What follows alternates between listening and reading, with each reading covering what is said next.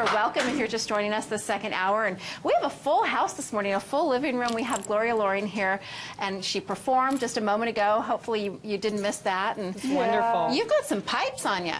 I got a frog in the middle of that. I kept going to try to get it. It's fine. That is one of the greatest songs from the 70s. Isn't it? I love it. I know. I have a thing for 70s music. It's a beautiful song. Yeah, I love singing it. Yeah. Well, it's been fun to get to know you this morning. What do you think about when you sing it? I kind of think about any time I ever felt close and happy. I don't go to one particular thing. I think about people listening to it and that experience of being close and enfolded in love. And slow dancing.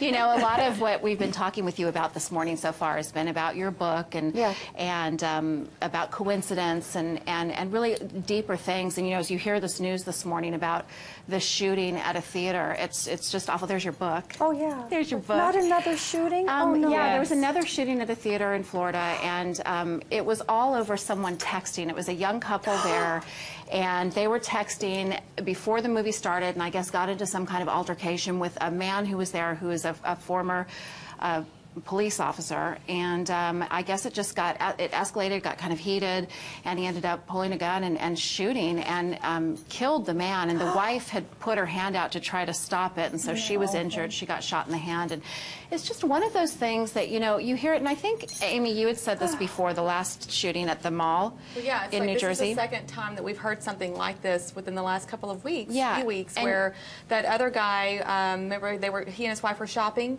Christmas shopping, and then somebody came out and approached him and shot him in the parking lot right in front of his young wife.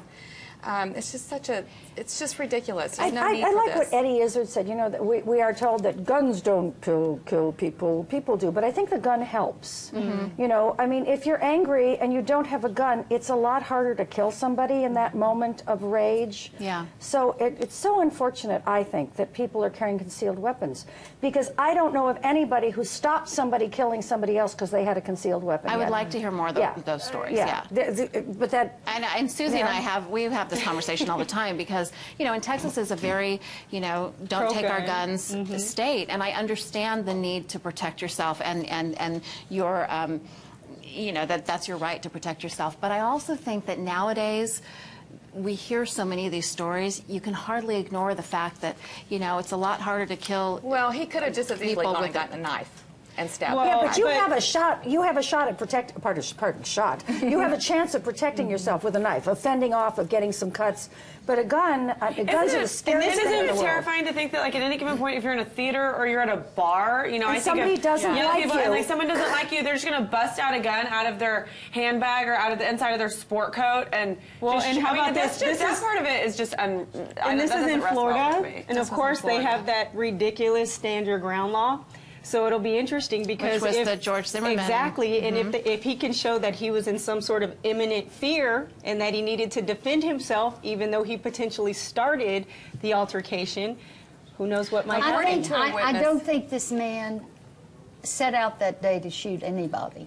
I don't think anybody really ever does. No, and this rage that rage can overtake you to the extent that you really are out of your head. But I think it's interesting.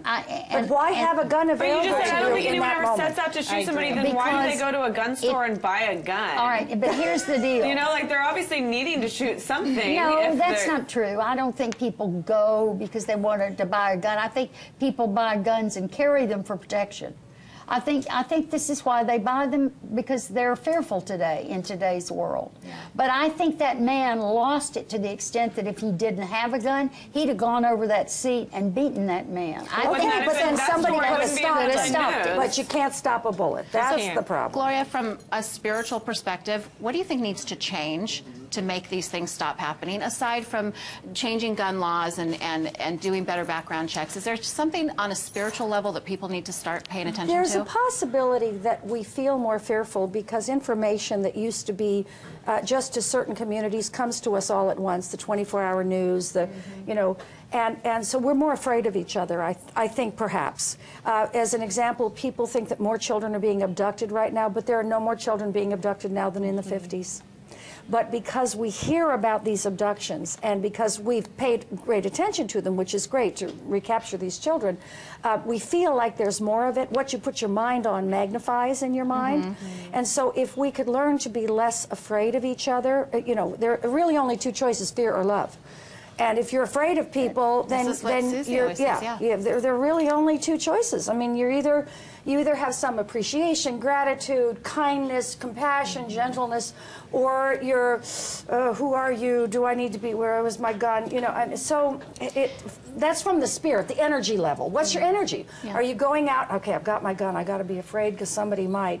If you're looking for trouble, you'll usually always find it. Yeah, if you're sure that you need to protect yourself when you go to Kmart, then you may find and actually help manufacture a circumstance where you need to protect yourself by killing someone else. Fear creates the thing it fears. Yes, absolutely. Now, all those old-time, long-ago sayings. Philosophical, they all mattered then the way they matter now. And you know, that couple that were annoyed by the texting could have easily gotten up and moved. Why didn't they just leave? They were the ones texting. They were texting and he was annoyed. The shooter was annoyed. No, yeah, I mean the one that was annoyed, they could have gotten up. Well, he did go and try and get a manager at one point in time, but it's just really, why shoot somebody over texting? It's crazy, and he'll regret it for the rest of his life, however long it will be. He's probably... He's destroyed 2 families because of that guy. Yeah, so. I know. It's just It's awful. Yeah, it's awful. Hate hearing that. Okay, well, let's switch gears then. Let's stop talking about awful and talk about something good. We are celebrating National Hat Day with some pretty amazing looks. And I know, National Hat Day. See how you can get your hands on some wonderful finds next. I want them. I just want to put them on and I don't know. I want to